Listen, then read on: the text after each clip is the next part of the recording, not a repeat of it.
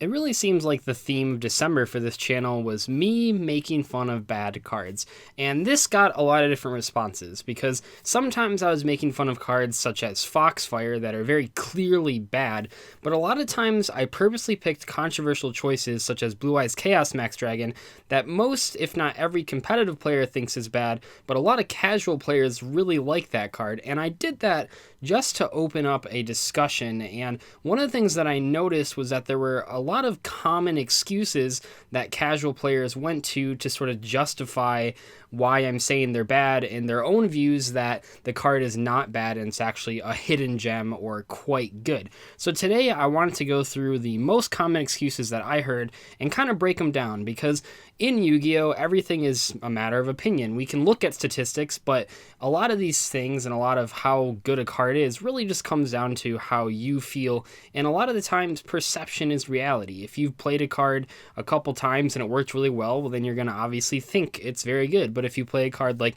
Brilliant Fusion and the first 5 games you play, you draw a Garnet, you're going to think the card is terrible. So because perception deals so much with how good we think a card is, it is hard to look at cards unbiasedly, but I think it's possible. However, I think that these excuses aren't the way to go about it, so I kind of wanted to talk about them. First, and this is probably the most popular one, you're just mad because you lost to that card. This is the most common response on both the Blue Eyes Chaos Max Dragon video and also the Magic Cylinder video. A lot of different people are saying, especially in the Blue Eyes one, that the only reason that I don't like Blue Eyes Chaos Max Dragon is because I lost to it. This is a way to completely diminish any of the claims I make in that video just by simply saying, oh, he lost to it, he's just salty.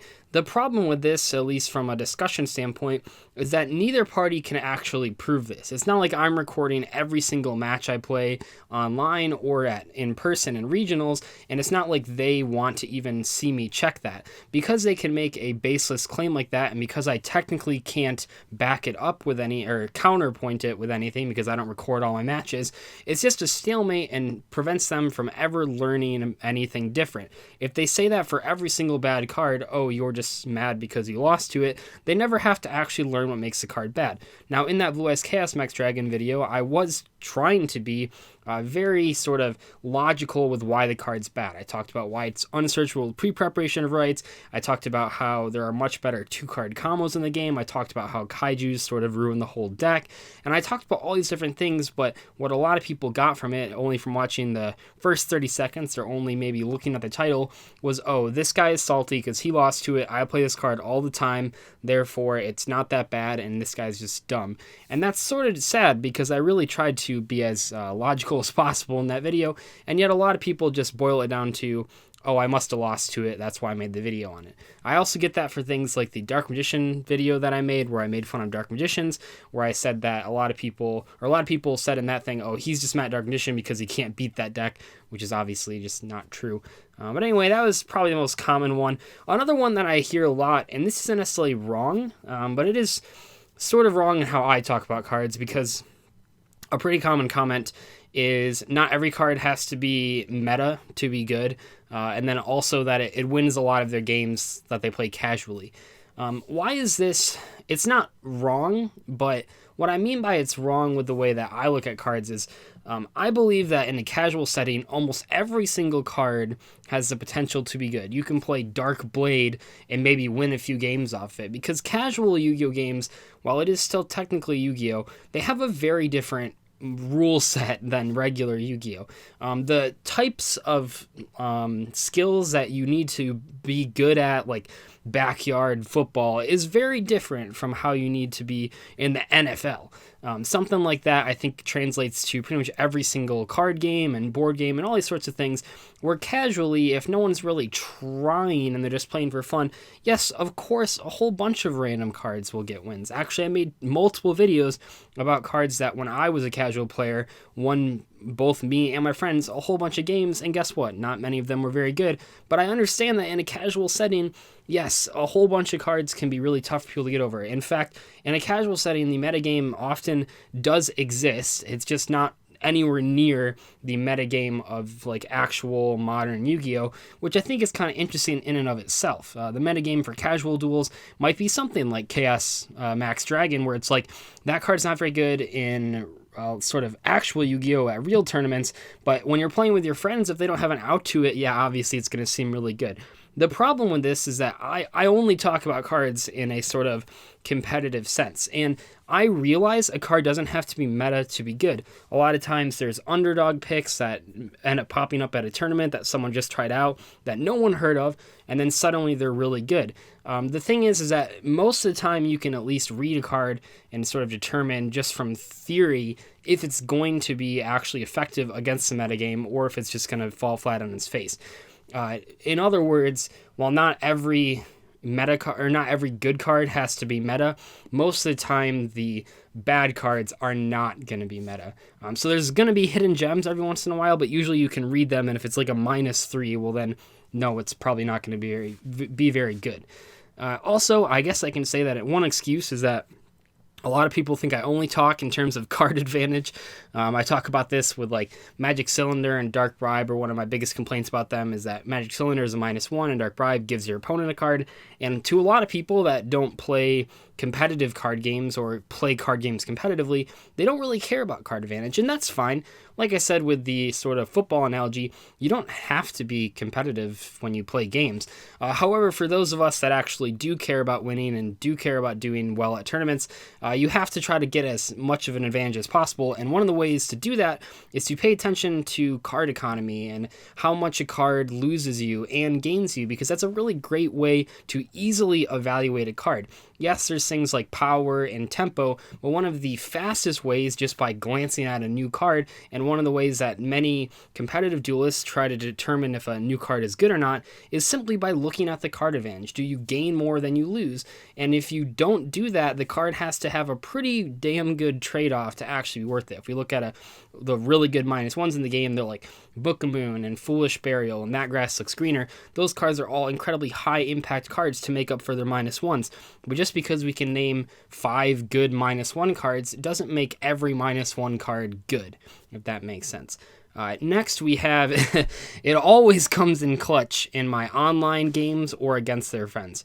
I don't know the best way to say this, but basically online Yu-Gi-Oh! And friendly duels are very different from regionals and YCSs, and there's no way to describe that until you actually go to regional.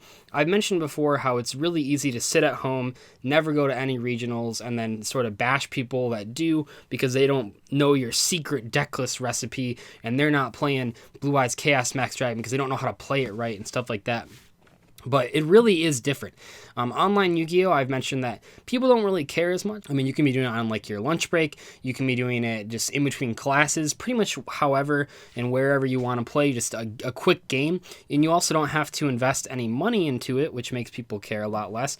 And that means that the people you're playing, I mean, they could be anyone. They could be someone that picked up the deck for the first time. And while that is true for regionals as well, a lot of the times it's not true because they've probably tested it, assuming they've actually bought the cards. They don't want to waste all their money on it. So you can usually assume that the competition at regionals is going to be a lot higher than online dueling or friendly duels, and the competition at YCS is going to be higher than all of those.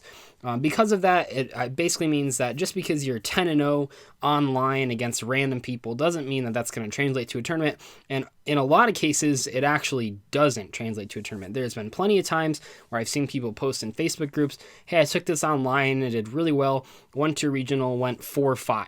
And that's not obviously not a good record. It's not even more wins than losses. And they wonder why that happened. But the reason is that the online sort of way people go about playing is so different than what people actually do in real life when there's money on the line, when they've traveled 2 hours, when they've spent money to build the deck that they're playing instead of just throwing stuff together. The competition is just going to be higher. And lastly, I will say that the other excuse I hear is every card has value. I'm just not playing it correctly. This is sort of the Yusei version of excuse. I believe in one of the 5Ds episodes, he says that no card, isn't that like the reason he has like junk cards? It's because it's sort of like a pun because he plays cards that other people think are bad, therefore they're junk. Anyway, I haven't watched the 5Ds anime very much, but I'm pretty sure I remember that from growing up watching that show. on Saturday morning. But yeah, not every card has value. Just in any single card game, there has to be filler cards. There have to be cards that aren't good. Because if every single card is good, well, there's no real basis to judge how powerful a card is. If every single card is like the best card in the game, well, that's not really good from a business standpoint either. You can't just sell a pack and give everyone the best cards in every pack. So there always has to be good cards and bad cards. As much as it pains maybe me to say, because I like a lot of bad cards, there has to be good cards and bad cards. Not every card is created equal. Not every card is equal in a given format. So no, not every card has to have value. It's not, and I get this a lot on the bad structure deck reviews when I talk about cards like Foxfire that are clearly like just utter garbage, or cards like Ancient Gear that are clearly terrible, and people always write out these really convoluted like 3 or 4 card combos, quote unquote combos, that take advantage of those cards. And it's like, just because you can think of a really small use for a card doesn't therefore justify the use of it. And I think that's something a lot of people miss. Yes, if I sit down, I can work out scenarios where Foxfire might be advantageous, but in the grand scheme of things, card's going to be trashed 90% of the time, if not 99% of the time. So anyway, that was sort of the common excuses that I've noticed. We got lots more bad card reviews coming up in 2018. Probably do a 2017 wrap-up video. Hope you all had a happy holidays. I know it's Boxing Day today, I think, and yesterday was Christmas, and there's other holidays as well, too. So, yeah, I'll see you guys later. Bye.